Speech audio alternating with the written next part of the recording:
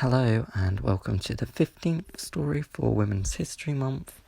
This story is titled Miss Firefly and it's based on the prompt: write a scene where a superhero must reveal their true identity to someone they care for.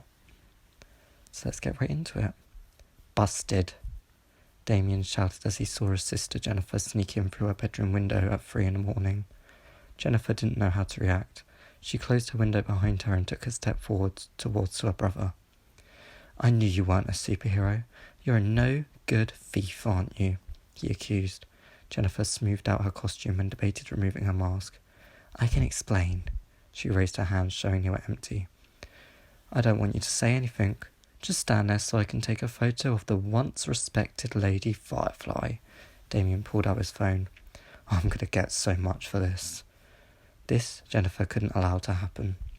Miss Firefly tore off her mask to reveal herself as Jennifer. Damien dropped his phone aghast. "Jen?" Jennifer nodded and placed a finger to her lips. "Sit down, and I'll explain everything." The two spoke for over an hour, discussing the origins of Miss Firefly, how Jennifer had been cutting through a field on the way home from school, where she had fallen down a ditch and been rescued by a sparkle of fireflies. She'd spent months learning the way of the bugs, communicating with them. She used her skills to help others through the dark nights, becoming something of a vigilante hero. She was loved by most, but some, like her brother, were skeptical of her intent.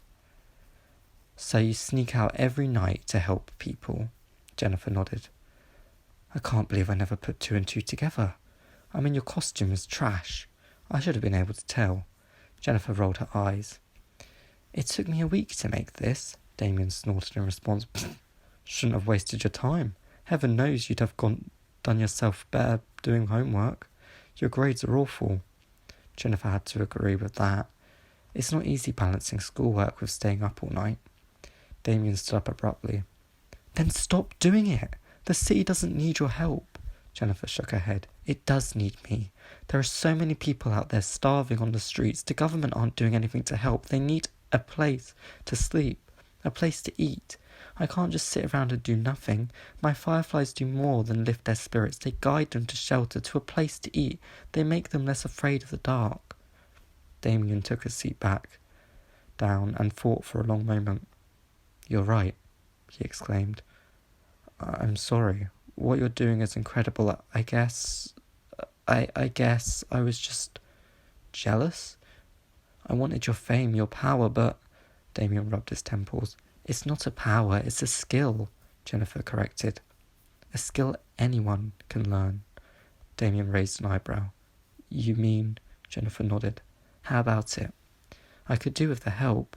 The city is a big place, and you can think of it as retribution for your selfishness." Damien nodded. "So how about it, Mr. Firefly?" Damien burst into laughter. "I'll do it, but we're coming up with a better name than that."